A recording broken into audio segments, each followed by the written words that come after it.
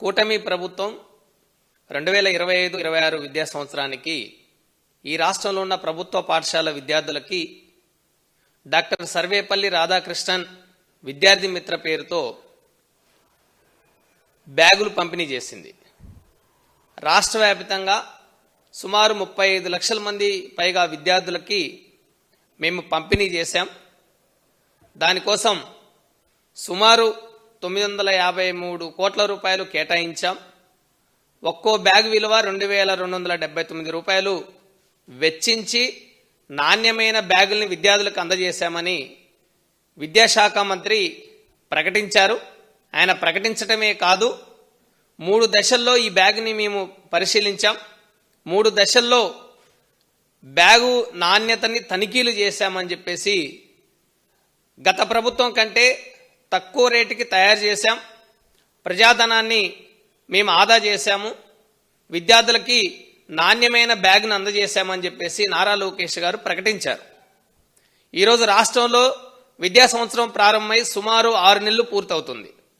ఈ 6 నెలల కాలంలో డాక్టర్ సర్వేపల్లి రాధాకృష్ణన్ విద్యార్థి మిత్ర పేరుతో కూటమి ప్రభుత్వం మంజూరు చేసిన విద్యార్థులకు అందజేసిన బ్యాగులు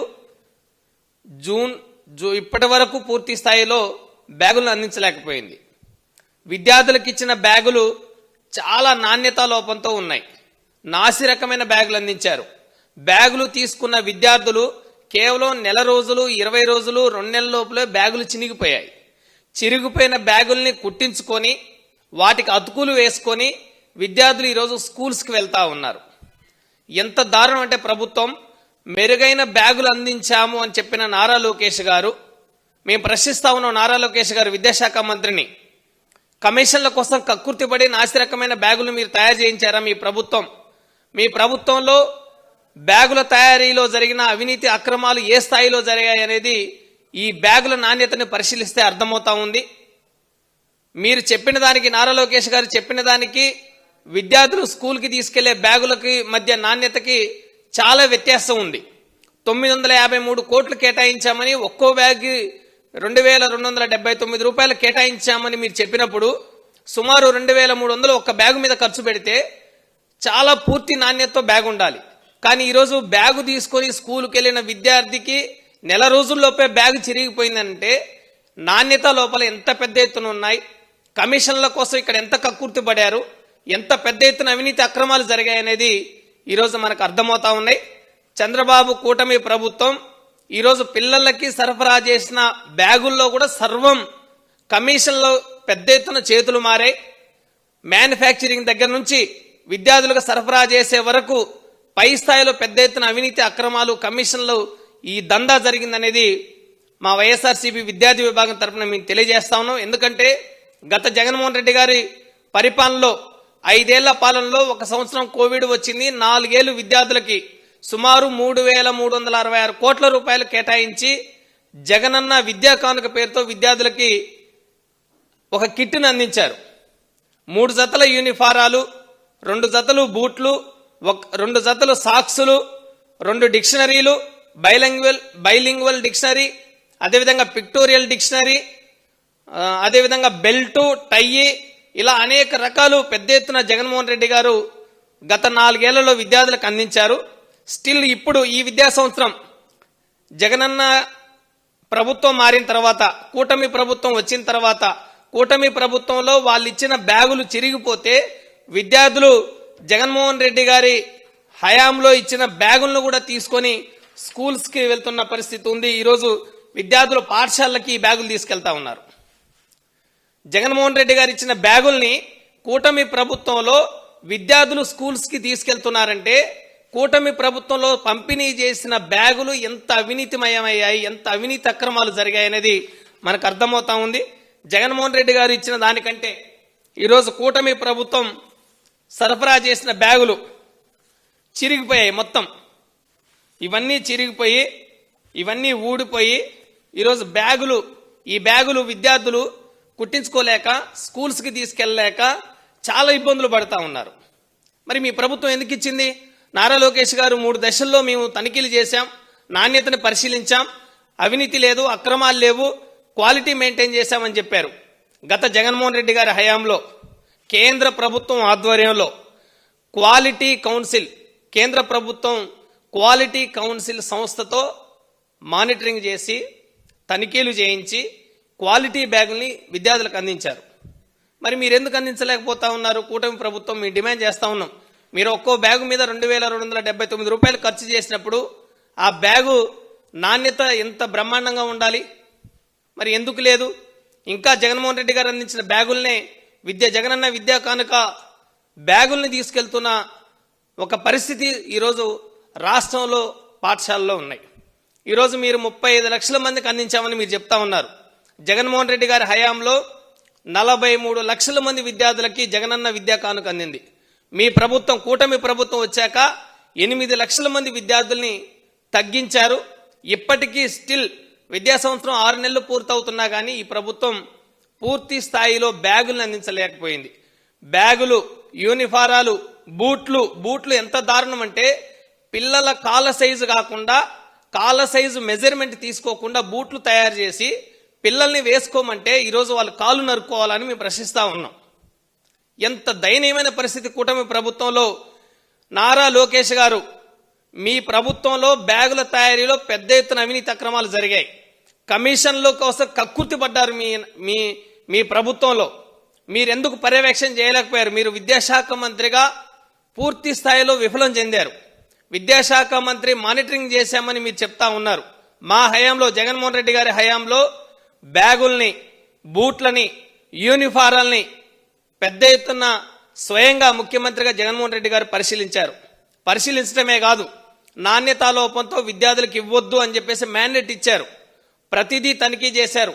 మీ ప్రభుత్వం వచ్చిన తర్వాత మీరు 3 దశల్లో తనిఖీలు చేశామని మీరు పెద్ద ఎత్తున ప్రగల్భాలు చెప్పారు. కానీ ప్రాక్టీస్లోకి వెళ్ళిన తర్వాత ఈరోజు విద్యార్థులకి బ్యాగులు చిరిగిపోయి తీసుకెళ్లలేని ఒక పరిస్థితి ఈ రాష్ట్రంలో ప్రభుత్వ పాఠశాలలో ఉందంటే పాఠశాల విద్యార్థులు ఏ విధంగా ఇబ్బందులు పడుతున్నారో మనం అర్థం చేసుకోవచ్చు. ఈ ప్రభుత్వం వచ్చిన తర్వాత నాడు నేడు 32,000 పాఠశాలలో నాడు నేడు అటకెక్కించింది. జగన్మోహన్ రెడ్డి గారు 14,000 కోట్ల రూపాయలు నాడు నేడుకు వెచ్చించి 32,000 పాఠశాలని, మొదటి దశ 16,000 పాఠశాలను పూర్తి చేశారు. రెండో దశ నిర్మాణంలో ఉన్న సమయంలోనే ప్రభుత్వం మారిన తర్వాత ఈ ప్రభుత్వం నాడు నేడుని అటకెక్కించింది. ఈ ప్రభుత్వం వచ్చిన తర్వాత ఆంగ్ల మాధ్యమాన్ని పూర్తి స్థాయిలో తొలగించింది. ఇప్పటికీ ఆంగ్ల మాధ్యమం కావాలని ఒక సర్వే నిర్వహిస్తే 99% మంది తల్లిదండ్రులు మాకు ఆంగ్ల మాధ్యమం ప్రభుత్వ పాఠశాలలో కావాలి అని చెప్పేసి వాళ్ళు సర్వేలో పాల్గొన్నారు. మీ ప్రభుత్వం ఈరోజు ఆంగ్ల మాధ్యమాన్ని ఎత్తేసి ప్రభుత్వ పాఠశాలలో చదువుకునే ఎస్సీ, ఎస్టీ, బీసీ, పేద, ఓసీ, మైనారిటీ విద్యార్థులకి ఒక క్వాలిటీ విద్యని, జగన్మోహన్ రెడ్డి గారు అందించిన క్వాలిటీ విద్యని ఈ ప్రభుత్వం ధ్వంసం చేసి చాలా దుర్మార్గంగా వ్యవహరిస్తూ ఉంది. అందుకే ఈ ప్రభుత్వం చెప్తున్న దానికి, చేస్తున్న దానికి ఏమాత్రం వ్యత్యాసం లేదనేది మనకు అర్థమవుతా ఉంది. మధ్యాహ్న భోజనం చాలా నాసిరకంగా ఉంది. తల్లికి వందనం 20 లక్షల మంది తల్లుల్ని మోసగించింది. ప్రతి విద్యార్థికి ఇస్తాం, ఇంట్లో ఎంతమంది ఉంటే అంతమందికి ఇస్తామని చెప్పి చివరికి అందరికీ ఇవ్వకుండా 20 లక్షల మంది పిల్లల్ని ఈరోజు తల్లికి వందనం పథకానికి ప్రభుత్వం దూరం చేసి ద్రోహం చేసిన ఘటన ఈ రాష్ట్రంలో నెలకొని ఉంది. అందుకే ఈ ప్రభుత్వం పాఠ్య పుస్తకాల దగ్గర నుంచి, బ్యాగుల పంపిణీ దగ్గర నుండి, బూట్లు, టై, బెల్టు, అనేక రకాలుగా ఈరోజు ప్రభుత్వ పాఠశాలలో విద్యార్థులకు రావాల్సిన అనేక సదుపాయాలు కానీ, అనేక వసతుల్ని కల్పించడంలో పూర్తి స్థాయిలో వైఫల్యం చెందింది. నారా లోకేష్ గారు వైఫల్యం చెందారు. బ్యాగుల పంపిణీనే మీరు సరిగ్గా చేయలేకపోతే మీరు విద్యాశాఖ మంత్రిగా ఎందుకు పనిచేస్తున్నారు? మీరేం చేస్తున్నారు? మీరు ఒక ప్రభుత్వ పాఠశాలలోకి రండి, మేము తీసుకెళ్తాం, మీరు రండి. ప్రభుత్వ పాఠశాలలో విద్యార్థులకి మీ ప్రభుత్వంలో ఇచ్చిన బ్యాగులు ఏ విధంగా ఉన్నాయో మీరు ఒకసారి మాతో వచ్చి పరిశీలన చేయండి. ఆ బ్యాగులు నిజంగా చిరిగిపోయి ఉన్నాయా లేదా అని మీరు పరిశీలన చేయండి, ఆత్మవిమర్శ చేసుకోండి. నిజంగానే ఇలా ఉన్నాయని చెప్పేసి మీరు భావించి దాన్ని దిద్దుబాటు చేసే విధంగా మీరు చర్యలు తీసుకోవాలి విద్యాశాఖ మంత్రిగా అని చెప్పేసి మేము డిమాండ్ చేస్తూ, ఈ రాష్ట్రంలో కూటమి ప్రభుత్వంలో ప్రభుత్వ పాఠశాలని ధ్వంసం చేసింది జగన్మోహన్ రెడ్డి గారు. ఒక్కో మెట్టు పేర్చుకుంటూ ప్రభుత్వ పాఠశాలని ఏ విధంగా అభివృద్ధి చేశారో అవి మొత్తం ధ్వంసం చేసే విధంగా కూటమి ప్రభుత్వం వ్యవహరించి చాలా దుర్మార్గం చేసింది. కూటమి ప్రభుత్వంలో ఈ ప్రభుత్వం ఇప్పటికి వచ్చిన తర్వాత పిల్లలకి ఇచ్చిన యూనిఫారాలు ఏవైతే ఉన్నాయో 1వ తరగతి నుంచి 8వ తరగతి విద్యార్థులకి 120 రూపాయలు, అదేవిధంగా 9 నుంచి 10 తరగతి విద్యార్థులకి 240 రూపాయలు స్టిచ్చింగ్ ఛార్జీలు ఇస్తుంది.